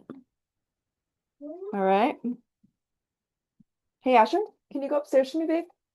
Pretty please. Thank you. I love you. Can I talk to you in a little bit, babe? So I'm just playing with some kind of colors tucked in here. Any way you want to apply color is really fun too. It's always fun to experiment in how you apply color. So again, I'm focusing on painting around fish I can't see. And I'm going around these new fish. So this top corner needs to be a little darker. I'm painting around. This fish up here looks like a shark. I don't know if anybody has any sharks yet, but I think my first shark has emerged. He is just way too wide to be like a pretty glowing koi fish. I don't know what happened, but I'll get better at my koi fish. I'll practice, you guys, I promise. Because I love koi fish so much. I want to get like really good at painting them. I love them so much. All right, I'm just going to put in a little more contrast here. This fish I can see pretty well. I can't see this fin. So again, anywhere you can't see fins, just do a little bit of a darker outline. This fish could also use a little bit more love here. Let's put a little more dark contrast around this fish, right around this guy's head. So it's kind of interesting. And you can have darker pigments around certain areas. That's okay. Like if there's a little bit of an extra darkness and it's not blended in, that's okay. It's art, right? Anything can go. There, I can see that fish in the corner now. I couldn't see him before. Again, I just want you to see the bodies or the shapes. That's really important. Because if you do the next layer and you can't see that fish, you're going to lose sight of that fish. Like you're not going to know where it is. Okay. So this is just about patience and letting things dry. I'm just going to do one more layer of fish and then I'm going to be done, just so you guys know where we're going. If you want to be done, you can be done. You know how much room you have. You know where your objects are. I'm just going to do one more layer of fish. And Sharon, these fish on my final layer are going to be like underlaying everywhere. They're going to be under all the other fish, right? They're going to be underneath. But I want all this to dry first. So I'm going to try to stop touching it. That's the hard part. I'm going to get a little more contrast. I got a couple fins I got to go around, and then I'm going to give this a minute to dry. But if anyone has questions, always don't hesitate to ask. If you're in the live class, you can always use the chat. If you are watching this on YouTube, you can use the chat comments. But I'd love to hear how you're enjoying this. I love that my live folks, you guys are just in the zone. I appreciate each of you. Thanks so much for being here. So glad you're taking a stab at this. We will do a show and tell at the end of class. I don't want anybody to lift up their paintings right now. That would just be a mess. But I'm going to stop touching this. I got some crazy swirl going on right here. I'm going to leave that happy little accident. That's super cool. I'm going to mix a little bit more of a darker contrasting color. I got one more little fish down in the corner I'm going to touch up, but I'm going to let this dry. Primarily because I have one more layer of fish to draw in. Now, if you want to be done for today, you can totally be done for today. We are at almost an hour and a half in. So it can be time consuming, right? But it's really fun to kind of watch the evolution. And you pick the colors, right, as the artist. So it's fun to kind of pick and choose what colors you want to use along the way. And you can kind of change your colors along the way too, which is kind of fun. It's always fun to change your colors up. And I am just bringing in a little more contrast around this fish down here because I don't want to lose sight of him. Don't want to lose sight of this little fishy. All right. And I think I painted over a fin down here. Whoopsie. Terry, thank you so much. I cannot wait to see your fish. Thank you so much for being here. So good to see you. All right.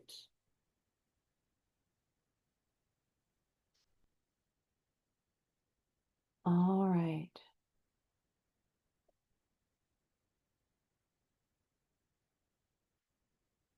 So if you want to keep going, we can keep going. I would personally do one more layer. What I could do is for consideration is I could let this dry entirely and then do another layer and I can share it with you guys. If you're watching the video, I could paint the layer and add it in the video so people don't miss out. Happy to do that for you. But if anyone needs to run, I totally get it. But I'm gonna let this dry here for a minute.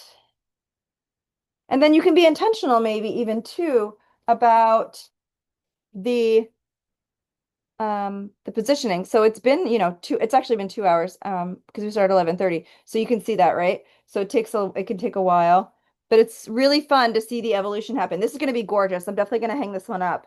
Um, I'm going to let this dry. I am going to I will pause our live class today, but if you're watching the recording, I will continue painting and I'll segment everything together. So if you are watching the live, hang tight and we are going to continue here with a part 2.